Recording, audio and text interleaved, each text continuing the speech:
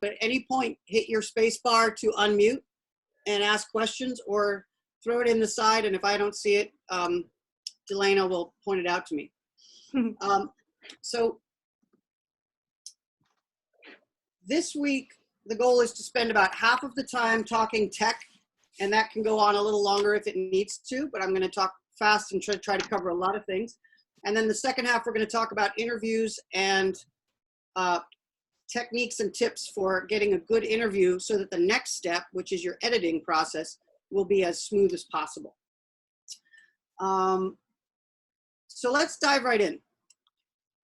Really, when you break this down from a technical standpoint, what you need here is a microphone or some way of actually capturing the audio signal and turning it into digital. You need connectors between the microphone and the recording device, and then you need something, a recording device, to capture it.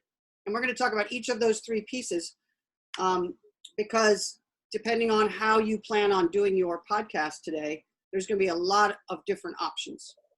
And before I go any further, I did want to say Lawrence Vexler, the chap there in the white shirt, is an audio technician / engineer by trade. Lawrence, why don't you real quick introduce yourself and tell us a little bit about what you do. Thanks, Jim. I am the president, chief engineer, chief cook and bottle washer of LHV Audio Services and Raintree Recording Studios. So here in Orlando, I've got a recording studio that specializes in audio post-production. So radio commercials, TV commercials. I have recorded lots of podcasts for people, books on tape, anything like that. Here in the studio. Outside of the studio, I usually do a lot of live broadcast mixing, a lot of sports events, a lot of entertainment shows. Right now is a slow period of time because every broadcast has pretty much been shut down. I still have a few projects running through the studio, but even that's slowed down, mainly because, people are tending to hold on to their money. Right. And not, and looking for other avenues where they don't necessarily have to interact. Last week, I did do some dialogue replacement for a film out in LA where 5 of the actors were here in Orlando. But, we had to schedule it up so that, each actor was coming in a half-hour period. I was wiping everything down in between. Still possible to work, just making sure that I stick with the CDC stuff. But, yeah, I've been doing this for 30 years. I have a bachelor degree out of the University of Miami. It's a Bachelor of Music with a minor in electrical engineering, specializing in, studio recording, live sound reinforcement, that kind of stuff. So, I'm old and I've done lots of things over the years. You have, and Lawrence and I have known each other for more years than I care to count. And I wanted him on the call today, and I wanted you guys to hear him tell you a bit about what he does, because clearly he's way more qualified to talk about a lot of this technical stuff than I am. So I'm going to hit the highlights of how I record and some of the options I've got here, and I'm inviting Lawrence to jump in at any point and correct me when I say stupid things that are wrong, or add on if I say something, but I don't fill it all out. So that's why he's here, along with the fact that he's a cool cat, and I appreciate you joining us. My pleasure. So microphone, something to connect it with, and a recording device. Let's start by talking microphones. The quality of your audio matters. And the reason I say that is because you may not be an audio engineer like Lawrence, but when you hear bad audio, you know it and it bothers you, right? And we've all heard recordings that are echoey or tinny or muffled, or there's background noise. An infinite number of things can go wrong when you're recording. And so today I'm going to try to help you, along with Lawrence's expertise, capture the very best audio you can. So let's talk about the different types of microphones very quickly. So actually, why don't I show you my setup, and then I've got some extra stuff. So if you'll bear with me, I'm going to try my first technical magical feat here. Boom. There you go. Look at that. Beth just popped in, by the way. Who did? Beth. Oh, hi, Beth. There you are. I got a lot of faces here. Beth, I was up in for a minute, but I wanted to join. All right. Well, thanks for joining us. Cheryl's here. Did you see Beth? So this is my kit, this little tiny bag that's about the size of a small shoebox. And this goes in the bottom of my backpack, so I can always have this with me. So this is the setup I use. So I'll just show you very quickly what I've got here. This is working pretty well, isn't it, Dee? This is my second camera straight over my desk here. So. Yeah, we were testing it earlier. It looks great. Notebook, obviously, whenever I'm with a client, I want to record details while they're talking. We'll get more into that in the second half of this show. A microphone, I have two. This is a Samson Q8 mic right here. It's nice and heavy. This is a condenser mic. And Lawrence, I'm going to lean on you a little bit here, but condenser microphones, this one anyway, needs to be very close to your mouth to record clearly. It can't be very far away. This is the kind of mic you see performers and singers using, where it's right up next to their mouth. And it has what's called an XLR connector on the back of it. Yeah, Jim? Yep. I am going to question you on a couple of things. Go. Condenser microphones, generally speaking, condenser microphones require power. Dynamic microphones do not require power. Does that microphone require power from basically a phantom power 48 volts? No, this does not require power. So it would be a dynamic microphone, Okay. but the pickup pattern of it is a cardioid pattern, which it would require it to be much closer, to your mouth. Right. Okay. So the condenser versus dynamic is separate from the pattern of the pickup. Correct. I got you. Okay. So this particular mic has a good rejection of background noise. Is that a correct way of putting it? Yeah. As long as you've got it, close to your mouth. Yeah. Basically the thing to keep in mind is microphones do not work the same way that your brain does. When you're listening to something, you're filtering out, your brain is automatically filtering out whatever background noise is going on. Microphones don't do that. It will pick up whatever it is around it based on its pickup pattern. So if you can have a microphone close to you, but if you turn away from it, it's going to sound that same way. So microphone placement is extremely important at all times. So for this kind of mic, which I use when I'm doing my interviews, I ask the customer, the subject, to keep it no more than one fist distance away from their mouth. And if they start to let it wander like this, the sound drops off considerably, because its purpose is designed to not pick up things that are farther away than this sort of bubble around it right here. So if I'm in a noisy area, like there's a street nearby, or I recorded one of my podcasts out at Wekiva River and there was birds and stuff, this did not pick up a lot of that, and it made the signal to noise ratio much better. So I got a really good recording. This is a little windscreen. It's just foam. It slips right over top of it. This helps to stop the popping sounds when your breath comes out really fast and it makes that noise. Also a gentle breeze, this will filter out, but if you're in a high wind, you might need one of those fluffy dead cat looking things. Yeah. A windscreen, they call them dead kittens. So I have two of these. Jim, can I ask you a question? Dive in. When you're using that mic, you were talking about like some outside locations, but are you ever in a place where you can just put the mic on a stand? Have, if somebody's sitting at a table, have the mic on a stand, and that way it helps, they're not holding it, you're not holding it, which will cut down on some of the movement, but the ability for them to have it in one constant place and position. You are asking all the right questions, my friend. So in my little pack here, I'll show you what I've got. I have this little stand. Yep. And a little shock mount. The problem was when I would put the thing on a table and use one of those regular plastic mounts that the mic comes with, if they would tap on the table, I would get all of this noise through the system. Oh, yeah. So I realized I needed this little shock mount thing. So can you guys see this? The way it looks? I'm going to move this guy out of the way for a second and show you kind of how it stands. So this sophisticated piece right in here was because the shock mount I got was for a much larger type microphone. So I cut some strips off of Beth's yoga mat and put them in here and Gorilla Glued them in. So Does this Beth is know like, that? this is I know I was like, about to go. Is Beth like going, huh? no, I took My yoga a mat. 1-inch strip off the entire end. She doesn't even know it changed. She doesn't. So, oh, now she knows. So this guy here is suspended with these elastics. These are like hair ties right here, these little wires. So the mic stays suspended and you can see it moves around independently of this.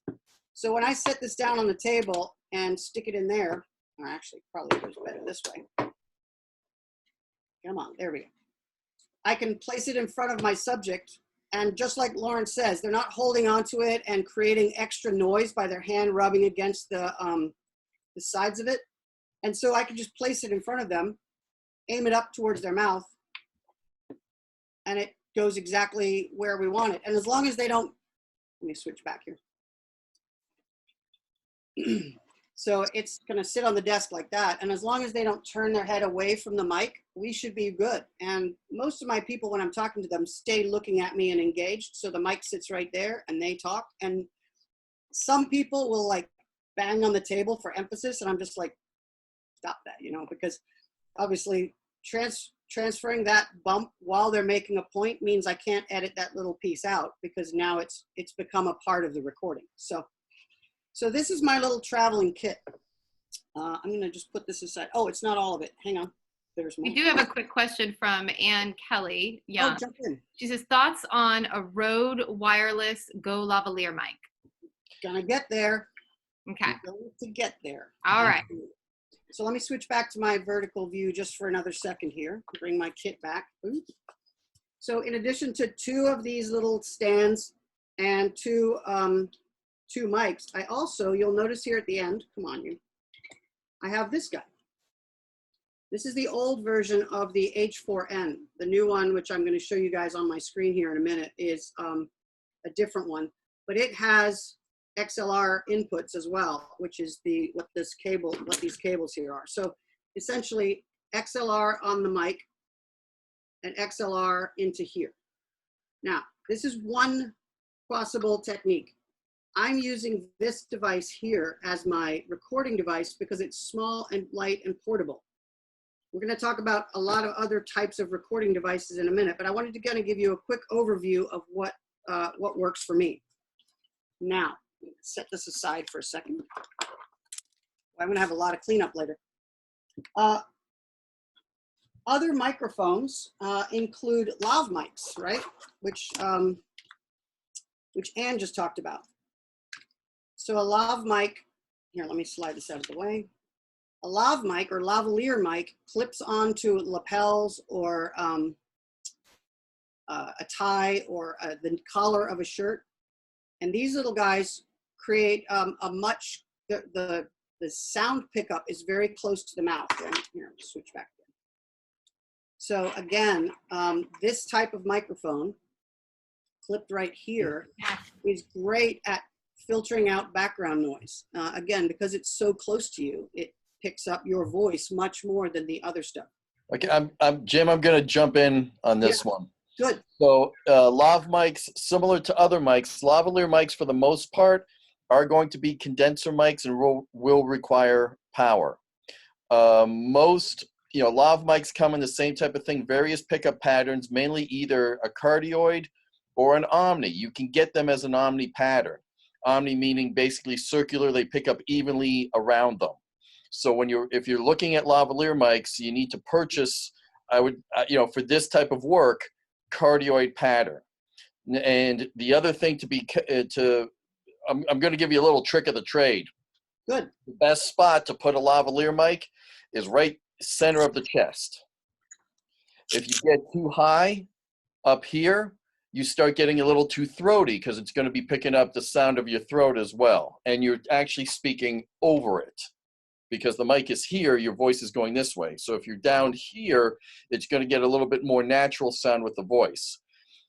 I tend to keep lavaliers off of lapels.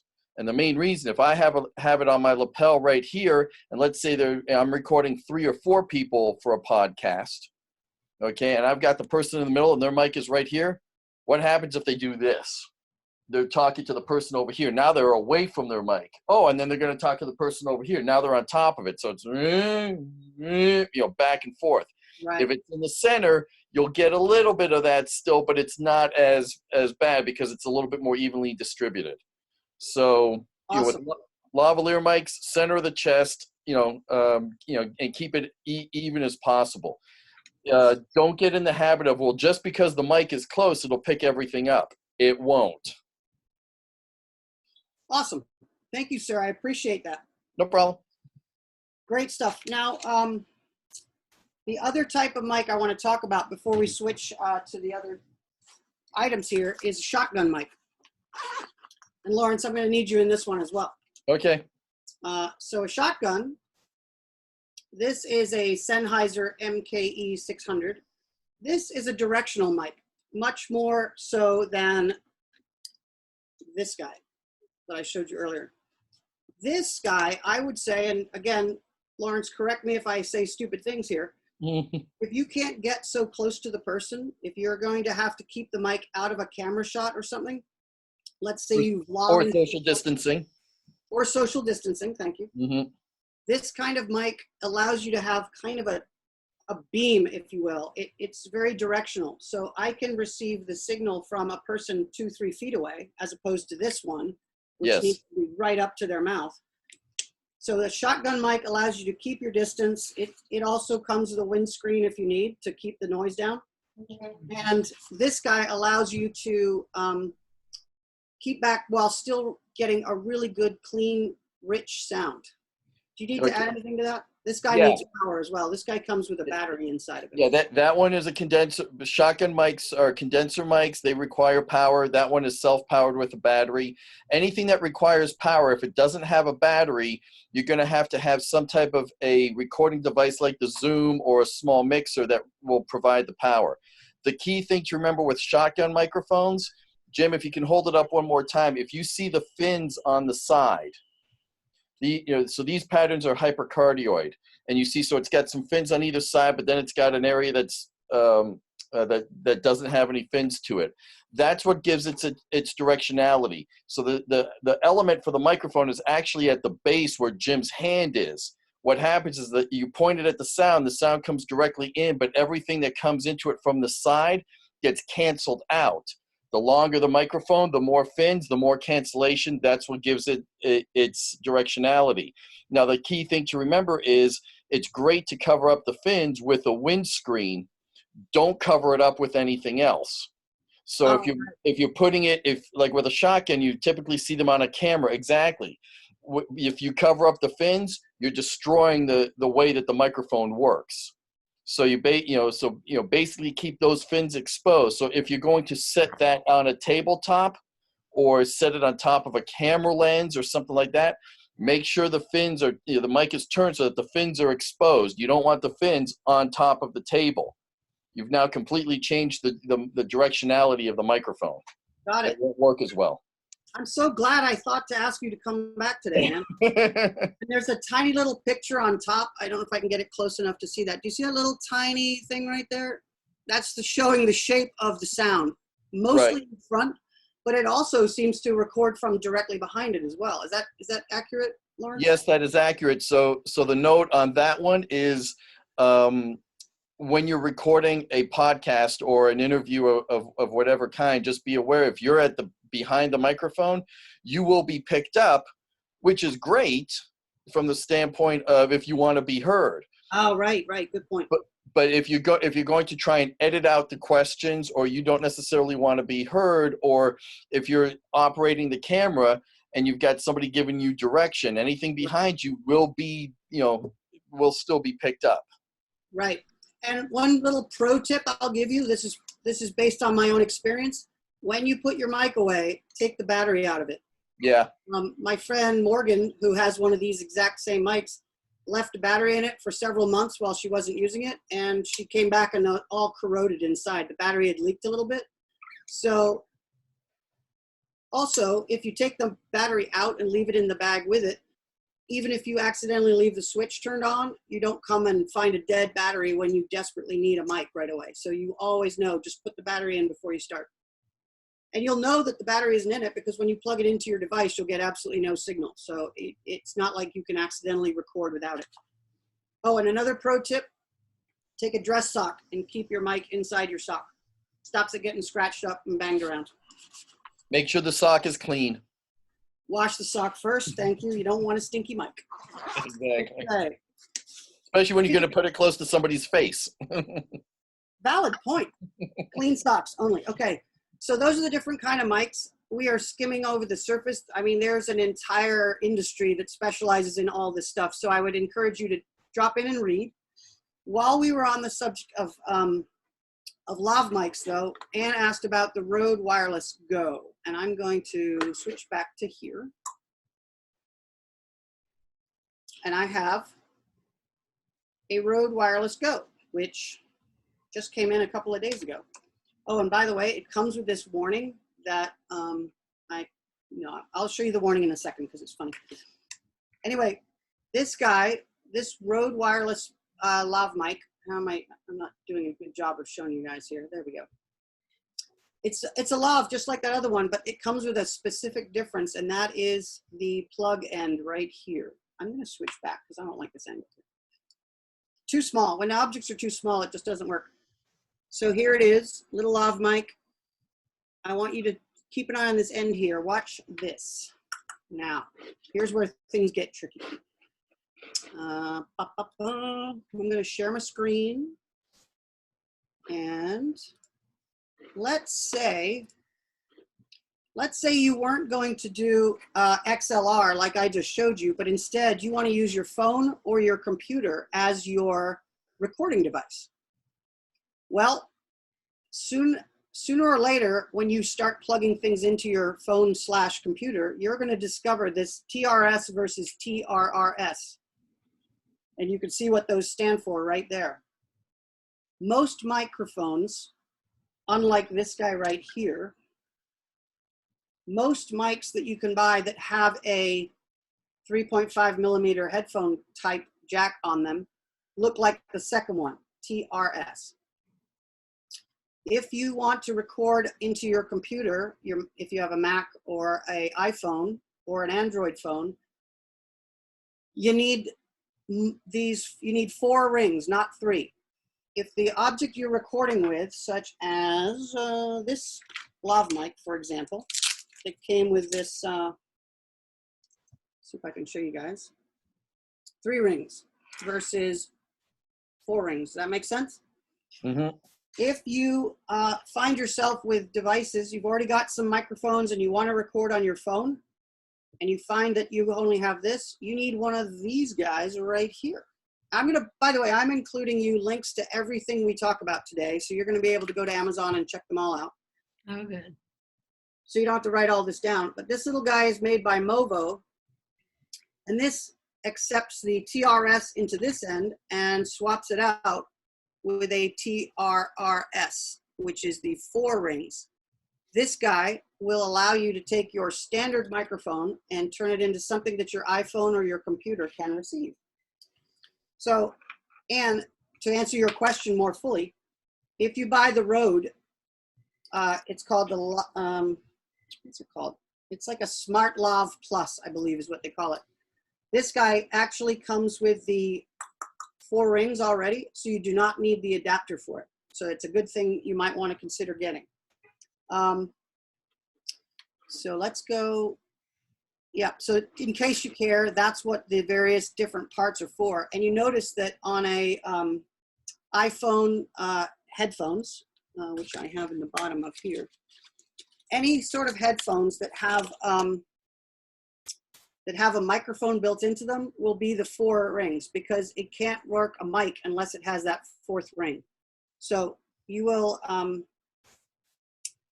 need something. And by the way, these headphones, you can use them in a pinch because they have the mic that you talk on your phone with. They can also be used to record, especially if you're just one person and you're doing your podcast. just remember that the quality of the mic in that tiny little capsule on the phone cord, on the headphone cord, is not going to be as good as some of these lav mics we've been talking about. So again, quality of audio is important. I feel like, Jim, you just gave us like answers to trivia questions. Like I knew none of this, these little 3 lines and everything. This like knowledge drop 101 right here. This is amazing. This guy is worth his weight in gold. It makes all of the mics work properly with your phone. Now, there's another step to this. My God, I'm going to have such a mess to clean up when I'm done because I'm just piling off to the side. Welcome to my world. Yeah. Oh, by the way, let me stop sharing for a second here and come back here. You got to see the warning on this. Apparently this Rode mic uses Kevlar in the shell. So check out the little, Oh, nice. don't strangle yourself. If you wrap it around your neck and pull. So I thought that's the best little graphic I've seen in a long time. So I thought I would show that to you guys. So coming back overhead here for a second. How are we doing? Yeah, we're getting close. Okay. Nope, I'm not going to do that. I'm going to do this. Here we go.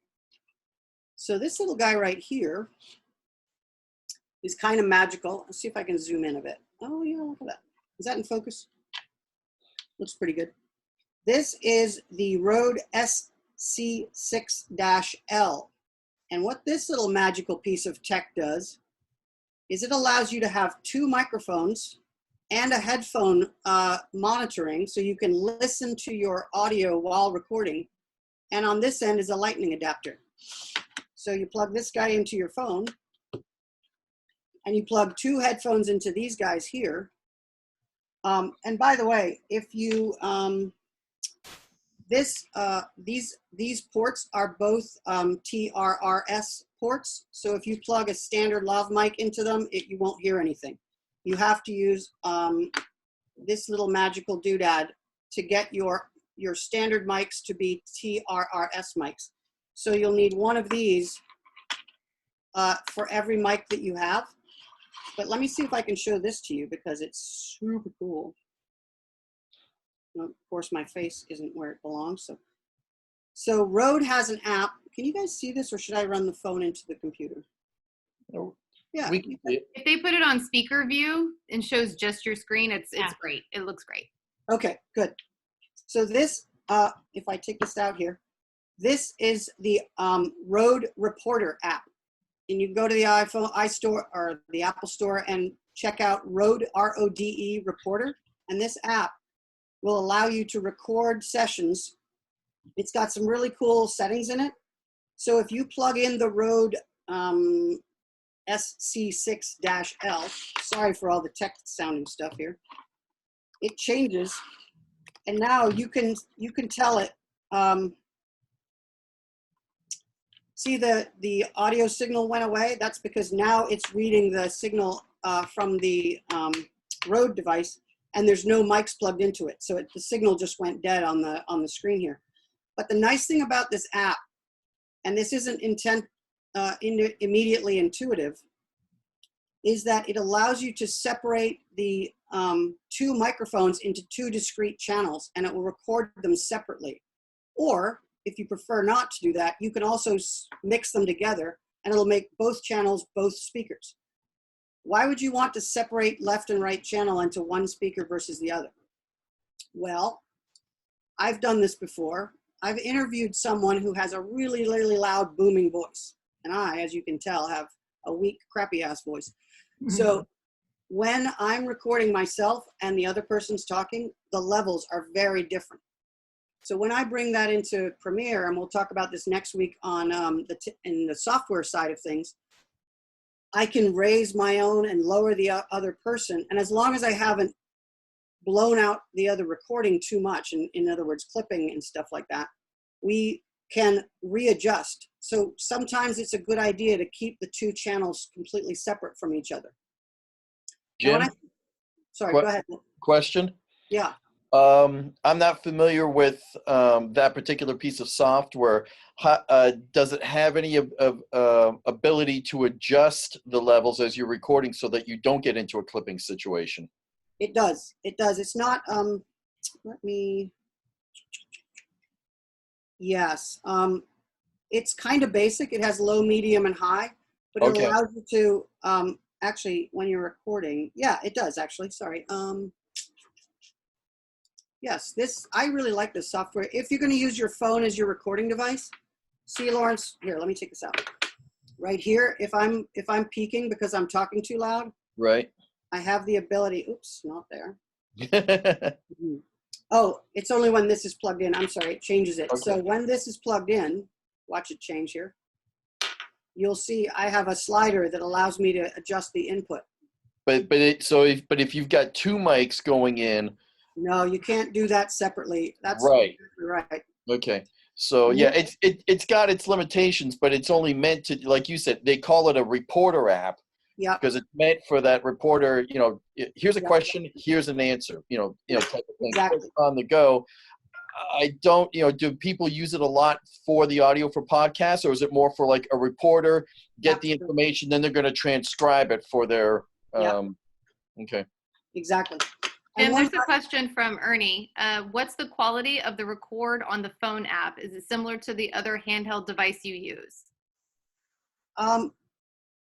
I don't know the answer to that one, Ernie. I'll have to do some research. There's probably someone out there who's done a side-by-side comparison. I haven't yet had the chance to do that. Because I have the H4n Zoom, I don't use this app, but I wanted to learn about it because it, for people who don't want to invest in a ton of equipment but already have a phone, this might be a good way to get started. So I'm trying to give various things. And by the way, just so you know, a lot of you guys probably have one of these guys. This is a lightning to headphone adapter. Mm-hmm. This guy you would need if you ever tried to use a square on your lightning adapter phone. You bought a 10 and now the headphone jack is gone from your phone.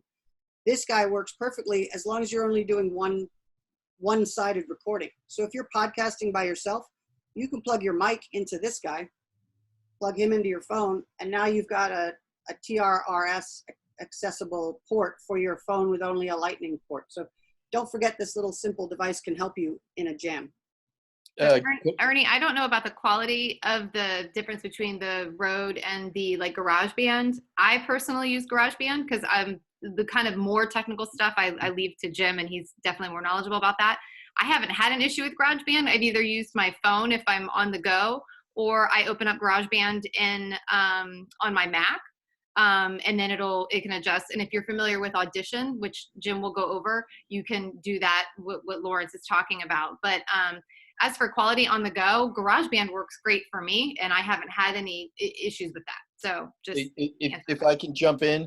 Yeah, yeah, please. I think generally speaking, the Zoom recorder, the H4 that Jim has, is going to be a better quality than the app on the phone. And just for cost-wise, for budget-conscious people starting out, I haven't had any issues with GarageBand. I definitely want to work my way up to what Jim has, but starting out and those kind of things, I haven't had an issue. Right. The reason I'm saying generally is because it kind of comes down to how much control they're putting in your hands. The H4, I've worked with it before. Within the software, you can sit there and do individual gain adjustment. That's not a low, medium, high. It's it's a full potentiometer. Usually in an app, they're trying to cover all the bases for easy use. So they'll probably have some. Other than that slider, which just kind of gives you a variable, they're going to have some control. They're going to take control away from you and basically say, okay, if it gets too hot, we'll compress it. We'll cut the level down. So there may be some, like I said, from my standpoint, being a full engineer, I want the control in my hand. I would prefer the H4 over the app, but in a pinch and under a tighter budget. Yeah, there's to capture the audio, there's not, but if you're talking quality, I hate to say it, but sometimes the more money you spend, the higher quality you have. I think it sounded like you said flux capacitor in there, and that's where I got a little lost. What? No, flexibility. I have no idea what you're talking about. Right. But I have a portable mixer that's made by Sound Devices. Great company. It does have, it's retails for about $800 to $900. I can record 4 microphones, each one individually, all onto an SD card. I have total control. You know, and it's, you know, it's a great piece of advice, you know, a great piece of equipment, but who, you know, like I said, I do it for a living, so I'm going to invest. You know, if you're going to do anything where you're saying, I'm going to invest in this and try and make money, Jim said it right off the top of this, quality is everything. Yeah. So, and a trick that I've found, if you have the ability to see the levels while you're recording on whatever device you're using, whether it's your laptop or your phone or your Zoom or whatever, try to avoid what we call clipping, which is when the meters go all the way into the red. It's a little bit like in photography when you take a picture and there's pixels that are completely blown out, and the detail is gone from that, and there's no way to get it back. Once you've busted through the top end, you've lost the data there. It just becomes noise. So if you can keep your peaks, your loudest sounds during the recording, to a level that doesn't hit the red part of your meter or the right-hand end, you will have something that you can then take back to the lab and manipulate. And yeah, we'll talk about the editing process next week and all the things like how to equalize it all so it sounds great. But when you're in the recording process, you have to be able to capture something that you can go and edit later. And so, Lawrence, do you agree that that's a key? Absolutely. And the term clipping will equal the same word, distortion. That, right. You know, clipping is just, you know, it's basically just distortion. Yeah. You know, if you've got, if you think about from these days, metering I'm being very general here, about middle of the meter, great. If it's too loud, you can bring it down. If it's too quiet, you can bring it up. Right. But once it's up, it's distorted and it's clipping, you can't, you know, there's no way to eliminate that. Right. So there's tons more gear we could talk about, but what the links I'm going to send you after this include everything we've discussed today, along with several links to podcasts that talk about the best microphones to use for podcasting, complete kits that are all the pieces you need. One guy talks about, and there's one other kind of mic I just wanted to mention real quick. They fit into the same category as these, but they come with a USB out. And if you're getting started and you don't have any gear and you don't already have mics with XLRs or headphone plugs on them, get a USB mic to start with, because that can go directly into your laptop. I mean, if you're choosing to use your laptop as your recorder, you just plug it straight in and go. And then you just go to your settings and say, choose external mic instead of built-in mic, and off you go, and you're off and running. Again, I'm very Apple file, so I always talk about Macs and iPhones, but these apply to PCs as well. If you have a USB port on your PC, you get a mic that fits it. Even the new USB-Cs, they have the mics that have those ports as well. So one mic, one USB cable, and you're good to go as a starting point. So you don't have to buy a ton of gear if you don't want to right away. Okay, I want to jump now into, so next week we're going to talk software. We're going to talk about the various different editing platforms, and then a little bit about how we do the editing, how we cut out the noise and stuff. So I'm going to save that part for next week. GarageBand is one that Delaina mentioned, and I use Adobe Audition. We'll get deep into that next week. So put on your software hat and go. Ernie's got a phone call. Someone's got a phone call.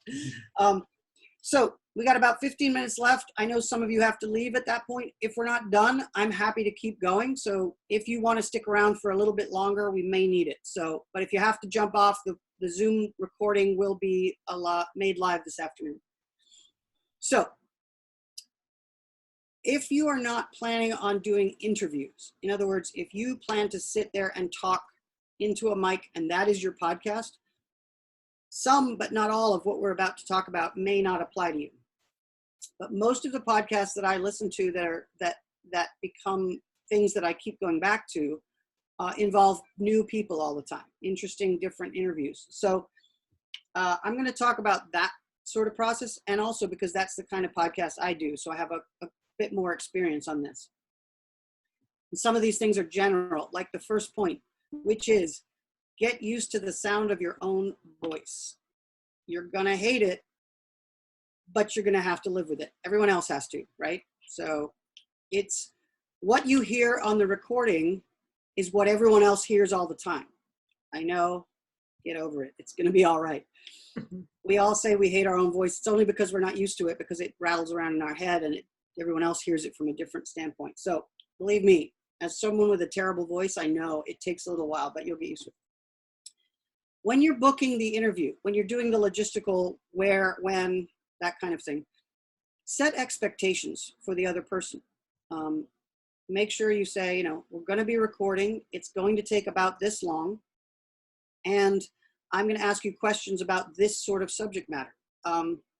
If you just sort of keep it to yourself and say, all right, let's just talk, the person's going to be caught a little bit off guard, and you're going to have a lot more editing because there's going to be a lot of this getting their head around what you're talking about.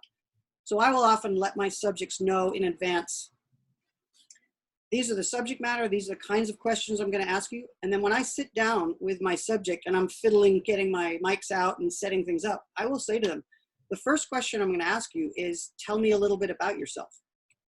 And that 5 minutes while I'm getting the mic set up gives them a chance to think about, okay, how do I want to answer that question? Do I want to talk about my work? Do I want to talk about my kids? Do I want to talk about my hobbies? I leave it wide open. Tell me about yourself. I don't tell them, so what do you do for a living? I just leave it open-ended. And I like to give them a few minutes to sort of ponder what's important, because just like you want to sound your best when you're done, you also want your subject to sound their best, because they're going to listen to it before they tell everybody else to listen to it. So you want to make them sound smart and knowledgeable and prepared. And the best thing you can do is give them the information right before you ask the question. Don't, however, ask the questions you're going to ask on the podcast before you start recording. This is a big one, and I made this mistake the first time I did it, and I'll never make this mistake again. If you touch on the subject matter that you're about to touch on and the person chatters away for a few minutes, and then you record and say, okay, so they're going to invariably, it won't be quite as fresh the second time, but more importantly, they're going to say things like I said a minute ago, and the listener is completely confused by that, because they're like, well, I didn't hear anything a minute ago, and it's because we were talking without recording. So I try to keep this very sort of sterile environment about the subject matter we're going to talk about. Talk about other things like the weather, or, how the traffic's much lighter these days, or whatever it is. But stay away from the subject matter you want to talk about until that mic is running and you've checked your audio levels and everything's good and you hit go. It never sounds as good the second time, I promise you. So try to get that fresh first time. I'm not saying don't prepare them, just don't let them tell you until you're ready to record. Research your subject. Before sitting down with someone, know a bit about them. Scroll through their Facebook page or Google that person, or depending on the kind of level of fame of the person you're talking to, know a bit about them before you start. You can send them a questionnaire even if you want to, although then again, you risk that kind of, like I told you before, or as I stated, which either have to be edited out or cause confusion to your listeners. It's flattering to the subject to know that you've done a little bit of homework and you know a little bit about them, how many, their kids' names or their husband's name or whatever. I have a note here that says record with the edit in mind. And again, this is a place where I think Lawrence, did he go? Oh, there you are. No, Okay. I'm still here. You moved around on my screen. Suddenly I'm sure you've encountered this, Lawrence, but if you know that you're trying to shoot for a 30-minute podcast, do yourself a favor and your subject a favor and don't talk to them for an hour or two. It's like overshooting, like you're trying to make a 2-minute video and you come home with 2 hours of footage. It's doable. It's just a whole lot more work. So if you can, know the kind of questions you're going to ask. Know if I've got a 30-minute window and I have 10 questions, then I only get 3 minutes per question, and kind of mentally plan this out. Think about the format of your podcast, and this will get better over time. And I've had clients that I just can't control. I've had people where I sit down with them to ask them one question and they answer 5 in a row without taking a breath. And that's okay, because you can say, well, I can chop that one and rearrange it. Because your listeners, remember, your listener is kind of like the customer here. Your listeners may not budget for an hour-long talk, so you have to be ruthless in editing. But if you can be ruthless in the interview process and keep it down, you'll have much less to cut later. So think about what you want your end result to be and interview it that way. Jim, can I jump in for a moment? Please. So most of the podcasts that I've recorded have been more from a company comes to me, says we want to do a podcast. It's informational for either their customers or internally, that they're going to send out. Like I used to do a real estate association. It was just to get information out to realtors in a particular region. So when the person would come in, it would be an interview type of situation. The reason that they would come in to me is because the interviewer doesn't want to be the engineer. So, and Jim, I don't know how, since you're putting yourself in the position of having to be both. Yep. And you might be able to do this. Not everybody can necessarily do it. You need to, it's like once you get everything taken care of technically and you hit that record button, almost, if you're having to do your own engineering, almost try and forget about that. It's rolling, it's recording, just look over, make sure it hasn't stopped. Now try and put yourself in the mode of, I'm the interviewer. I'm having a discussion. I'm Yep. trying to keep it natural and flowing. If you're trying to split your brain, and I've talked with a lot of voiceover talent that have to do their own recordings now and their own editing, they don't like being the engineer. They like being the talent. Absolutely right. No, you bring up a very good point, and I really do. I compartmentalize it because I'm not a multitasker. I am a one and then another. So I do all the prep work. I put my headphones in to listen to the audio levels and make sure everything's clear. And also I listen for any background noise that I'm not noticing, because like Lawrence said, your brain filters out background noise. But when you put your headphones on and cover up your ears so you can't hear the external world, suddenly that bird outside the window becomes really annoying and you hear it. So I try to take care of all of that. Then I take the headphones off. Once I know my levels are good, I take my headphones off and I watch the meters out of the corner of my eye just to make sure it's not clipping like we talked about. Other than that, I forget that. I assume that my stuff is going to be working. And yeah, it would be nice to have an engineer with me all the time, but it's not practical. Right. Or if you can't have the engineer, if you can have, wife, husband, brother, sister, son, Right. Anybody like that. I mean, it's nice if you can have it. If you can't, then you have to deal with it. But just kind of be aware that if you're trying to get a natural back and forth flow going, you really have to work on not, like you said, you turn away to look at the meters. Does that attention take away from what the person is saying? That's a great point. And what you're getting to is my next couple of points here on interviewing. Lawrence is absolutely right. Yeah, go. Jim, when you want to hit those points, we do have 3 questions that have come in. So when you're done touching those points, the first one was from Scotty, then from Nate, and then from Rhonda.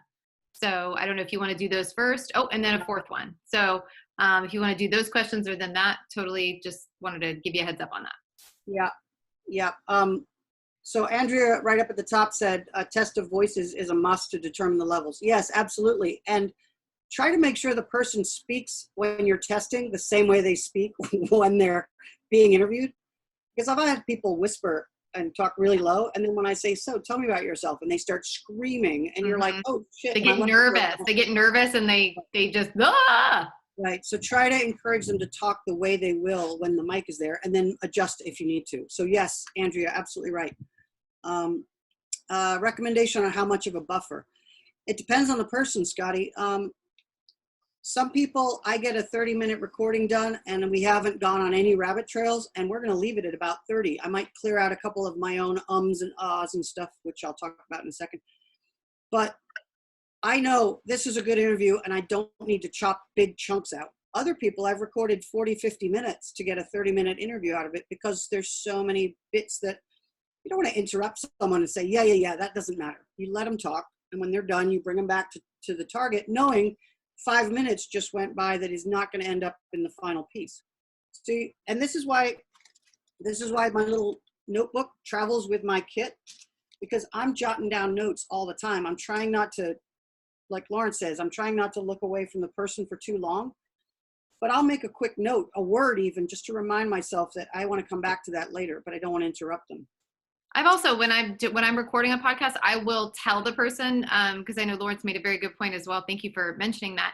I'll tell them, hey, you might see me look down or you might see me look at my computer, but we're still talking. I'm just checking levels, like those kind of things. So I've usually said that, and it's always gone smooth. They've never really noticed that I wasn't, I don't want to think I was being rude. So I've got a question for both of you guys. Have Yeah. you ever done podcasts that are totally informational that's been scripted, where they either you or somebody hands to you and says, I want this recorded. Here's the script, just read it as it is. Mm-hmm. Yeah. Mm-hmm. And how is that gone for you? Because I've done it a few times. I had one experience that was absolutely horrible, which is why I wanted to mention it. But Delaina, how did that go for you?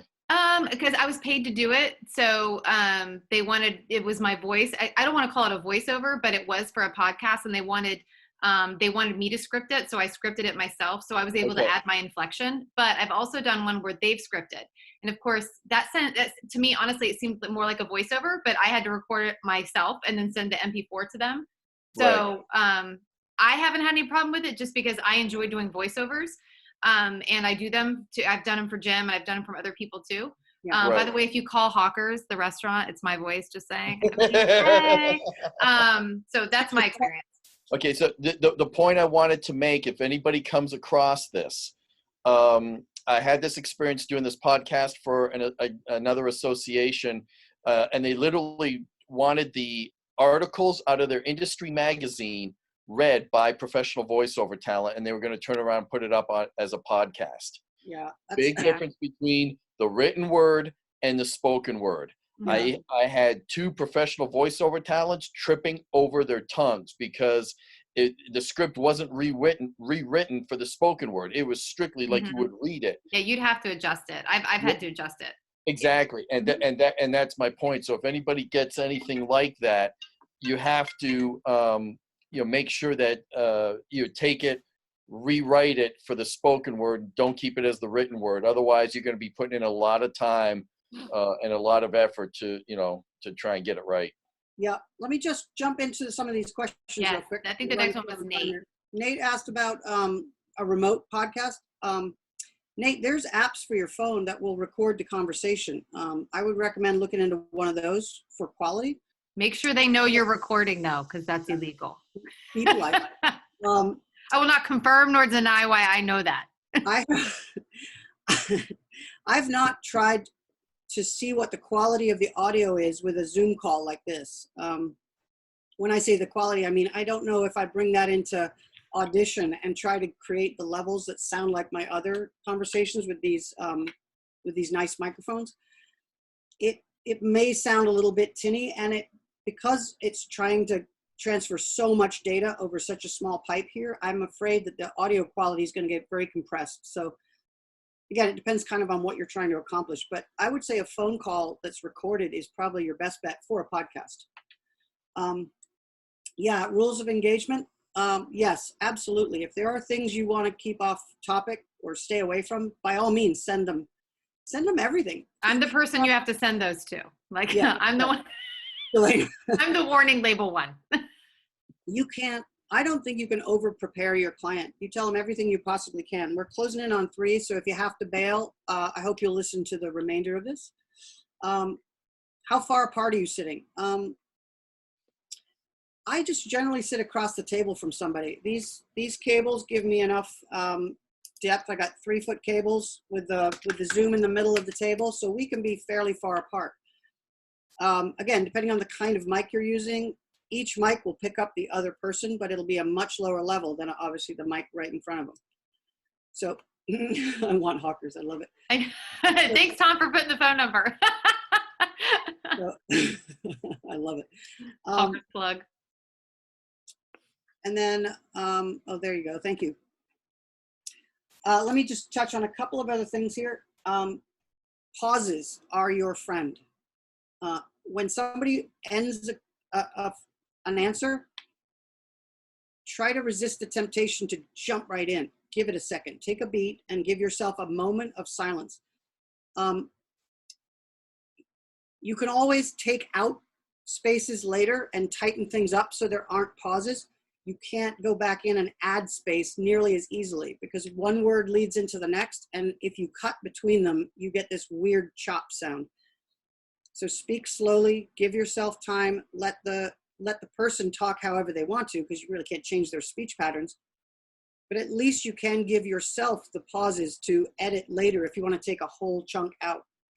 And on that note, you will notice after you record your first interview and then come in and start editing it, you will notice all kinds of things about your speech patterns that you didn't know.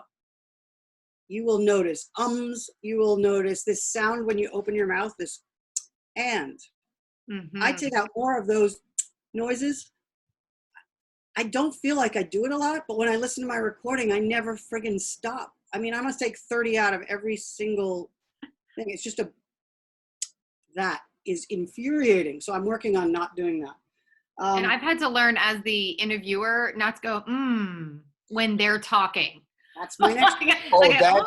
Cool. That like I've had to stop doing that, just that way. That's the next thing on my list is when the other person is talking, keep your cues only visual. And I let them know up front. I said, when you're talking, I might nod or show interest, but I'm not going to make any sound because now the mic picks me up, and 9 times out of 10, your audio confirmation for them, will go right over the top of them saying something, and now those two have blended, and you can't take you out anymore, unless you've recorded 2 separate tracks, in which case you can screw around a little bit. But the point is, try not to interrupt the other person with any audio sounds whatsoever. Don't tap the table. Don't say, don't say, why? Because now that's part of the recording and it's so hard to get it out again. So you're right. Definitely nod, smile, keep them going. If they're on a subject you like, say, do this stuff. Just don't let the mic hear you. Just, so very good trip. Also, I do like throat clearing noises and sniffles and other stuff. It's so weird because I don't know that I do it. Just like you don't hear the background noises. I make so many sounds that I didn't know I made. So I've become very aware to be real quiet while the other person's talking. Keep an eye on the time. Without being rude, glancing at your watch helps to keep you on track. And if you're using a phone or a recording device or your computer, you could just watch the time that's ticked by since you started recording. There's going to be a timer telling you it's been 26 minutes. And if I'm trying to record a 30-minute or 35-minute recording, I need to start getting to my later questions. So just sort of watch the time all the time. In other words, keep the recording, the final product in mind as you do it. Jim, can I interject one thing? Yeah. Have some liquid refreshments handy, even if it's just bottles of water. Because after somebody's talking for 20 minutes, half hour, 40 minutes, whatever it is, start to get, dry mouth, and that's when you're going to start to get a lot more. Yep. So, and there's nothing wrong with, as long as they're not talking or they say, I need a drink, fine, you stop. The recording can keep going. It takes 15 seconds, guzzle, clears everything up. Yep, absolutely. And the last real part of the interview process I would say is, well, I've got 2 more. One is, if there are background noises, like there were when I was at Wekiva River at a picnic table, there were birds, there was wind in the trees. I just said right at the beginning, I'm here with my subject and we are at Wekiva. It's a beautiful day. There's birds, there's trees, there's people playing in the river. So then when they hear these noises, it's less of a distraction because they know, oh, I expect to hear that. We're at the beach today and they can hear waves in the background. Try to keep it to a minimum, but there's times when you can't completely eliminate it. We're outside at this restaurant and there's cars going by. If that's where it is, then that's where it is. And the last thing I would say is leave yourself audio cues. And what I mean by that is if the person screws up and says, can I start that again? I really messed up that question. Say, absolutely, I'm going to edit that out. So start over from the beginning. And when I'm listening back to it for my editing process, I hear myself say, oh, I'm going to take that out. It reminds me, okay, there's another version of that. Because oftentimes in some cases, weeks go by between the time I record it and the time I edit it, depending on, a lot of factors, schedule and stuff.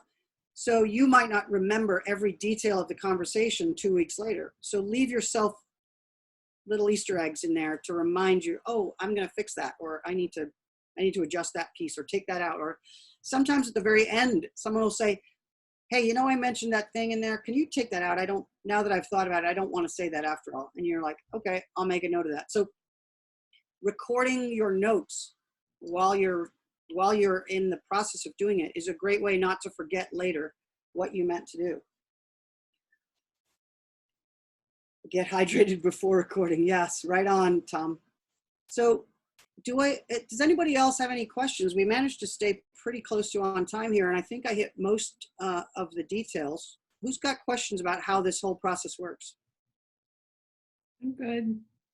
Good? Well, thank you all for listening. I'm going to send you out a sheet of links with Amazon links to the various products and some places where they do independent reviews of stuff so that you can get more information on these very, very many different kinds of devices. I want to thank Lawrence for being our technical expert today on cardioid versus dynamic versus You're very welcome. Anytime. Power. There's so much to know, but know that if you buy one of these convenient USB mics that plug straight into your computer, you can bypass a lot of that stuff. You don't have to spend a fortune to get started. And finally, thank you to my partner in crime, Delaina. She's not feeling well today, and she was a trooper and made it. So thank you for that. Email us any questions, and we'll send you the link to today's Zoom and all of this stuff. So next week, we're talking the